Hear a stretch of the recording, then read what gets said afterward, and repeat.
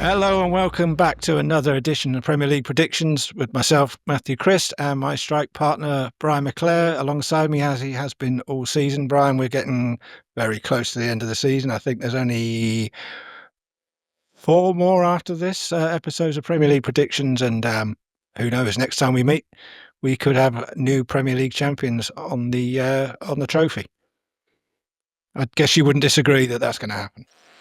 Well, it would take some kind of incredible run of results for that. Well, for the two teams that have got any chance. Arsenal have a slender, no chance really, and Liverpool, as we know, are almost there. So Okay, well, let's not dwell on that. I think we all know it's done and dusted, but we'll try and make the last few weeks of the season interesting if we can. Starting with this weekend, and the first game up on Saturday is Chelsea at home to Everton. Everton have drawn more games than any other team in the Premier League this season, 14, only eclipsing this in their 2012-13 season when they drew 15 games, and only Ipswich, Leicester and Southampton have won fewer games than Everton's 8 thus far. But as we've mentioned a number of times over the last number of weeks, that they've garnered enough points for them to retain their Premier League status, and they will be playing in a nice shiny new stadium next year. Chelsea are unbeaten in their last 29 home games against Everton since a 1-0 defeat in 1984. It's their longest unbeaten run against any opponent in the history of their league competing. I think that's going to extend to 30 because Chelsea have got more to play for than Everton. Chelsea 2, Everton 0. Yeah, okay, that's an interesting one. That huge unbeaten run against Everton. All those years that Everton have had a few good seasons in that time, but obviously never managed to win at Stamford Bridge. Until now, maybe. You know how you like to double jinx Everton. Well, yeah. Well, maybe I'm jinxing Chelsea because they are the ones that are in those positions that are jockeying for the Champions League qualifications for playing in the Champions League next season. Okay, talking to teams going for Europe, Brighton are still sniffing around those Europa League and Conference League places as it stands, and they've got a home game against West Ham on Saturday. Brighton have only lost one of their 15 Premier League games against West Ham, winning the other ones, winning 6 of them, drawing 8. Although their only loss was in this exact fixture last season. And Danny Welbeck who's fine goal scoring sport form all season, has scored more goals against West Ham than any other opponent. He has managed to score 6 times against the Hammers. West Ham are winless in the last 6 Premier League games, drawing 3 and losing 3. Let's go for the last 7. Brighton 3, West Ham 0. And Welbeck to get on the score sheet, I'm sure you would probably predict. I think we're going to have to rename this programme Danny Welbeck Predictions. But you'd put him on there for a goal, would you, in a 3-1 win? I think so, yeah. Okay. Talking of Champions League qualification, a team right in the thick of it that are showing a good run of form come the business end of the season are Newcastle, and they're at home to a pretty much down and out Ipswich team. Well, if Ipswich fail to win or West Ham avoid defeat on the south coast, they will be relegated. And it's the first time in Premier League history that all 3 teams will be relegated with as many as 4 games remaining. And Newcastle are seeking to complete a first league double over Ipswich since 1973-74. Newcastle have won each of their last 4 home games. I think that'll be 5. Newcastle 3, Ipswich 1. Okay, and talking of done and dusted, it's Southampton propping up the league, nothing to play for, looking ahead to next season already, at home to a Fulham team that are showing some end of season promise. Well, this is, again, it's Fulham difficult to predict how their games are going to go. Fulham have lost their last 3 away games, with 2 of those happening on the south coast at Brighton and Bournemouth. Poor Southampton have lost 13 Premier League home games this season, including 10 of the last 11. And the only sides to ever lose 14 or more home games in a single competition were Sunderland, who managed that feat twice, a proud record for the Mackems, Huddersfield, and Watford. Watford managed to have 15 home defeats in their last season in the Premier League. Southampton's still seeking those points to make sure they don't have the lowest points total in the Premier League. But I'm going to go for Fulham. Southampton 1, Fulham 2. They're going to have to wait for that elusive point, it would seem. Well, they've got a difficult run in, but you just never know with the pressure being off them. Yeah, but I'd say Fulham are another team that are potentially may, if things go well, from sneak into Europe, but they'll have to win all their games, I think. Yeah, I don't know Southampton's fixtures off the top of my head, but something tells me they've got one last win in them this season against somebody that's probably on the beach or Yeah. Yeah. I'm just checking to see if they played Manchester United twice. Yeah, they have. Next up, it's Wolves against another team who have got nothing to play for and are down and doomed. It's Leicester. It's a game. It's been a season for a lot of negative historical events for a lot of the teams that have finished in the bottom 3 or who are all nearly finished in the bottom 3. Leicester and the aforementioned Southampton. And Leicester have failed to score in a league high 15 different Premier League games this season. And they only failed to do in more games in 2001, 2002 when they didn't score in 19 games.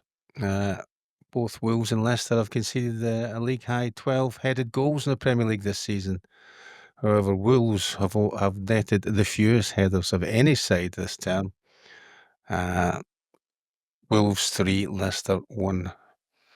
Okay, we'll end the first half on another one of your fascinating but strangely uninteresting at the same time facts.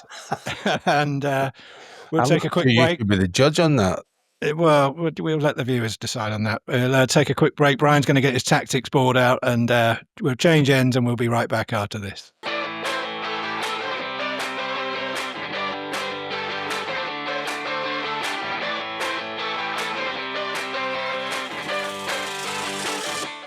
Hello and welcome back to the second half of this slightly truncated edition of Premier League predictions. Just 7 games this weekend with the FA Cup semi-finals taking place, which means we've just got the 2 games on Sunday, but interesting nonetheless. First up, it's Bournemouth at home to Manchester United, a Manchester United team who have probably kept us entertained this season on this show more than anyone else. No disrespect to Liverpool, because it's just a case of which team's going to turn up and what they're going to do.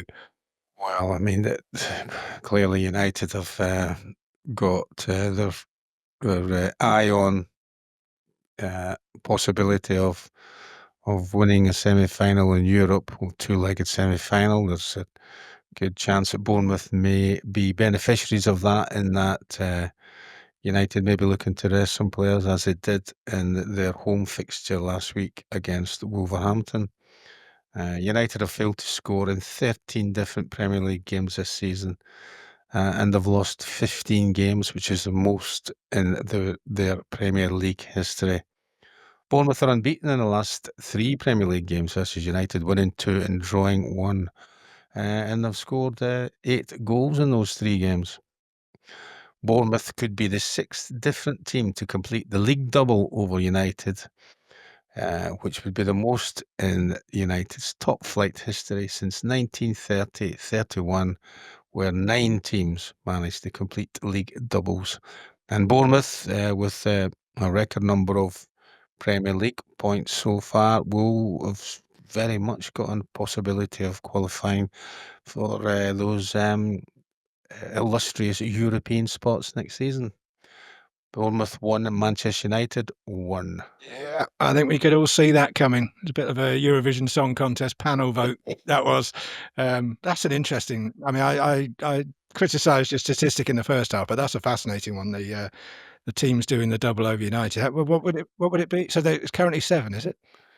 But they've got there's 5 teams that have won at home and away against Yeah. United this season, So this could be and 6. this if Bournemouth win, that'll be the 6th. That is an incredible statistic, seen as for so many years to do the double over that United team was, well, unheard of, really. But Minimum, yeah, yeah. but how times have changed. Well, talking of times changing, like I said at the top, we could well have new champions by the end of Sunday, and that's because Liverpool face Tottenham at Anfield at 4:30, and they just need to avoid defeat to equal United's tally of 20 top-flight titles. You're going to tell me that they're not going to have a problem, I'm sure. Well, Spurs have lost 18 Premier League games this season. Also, I would imagine that their European title was more of a priority. Uh, and they've twice lost 19 times in the Premier League. So far in 2 games this season, conceded 10. Well, sorry, played with Liverpool 3 times, but 2 of those games they conceded 10 goals, 6 in the league in London, and 4 in the League Cup.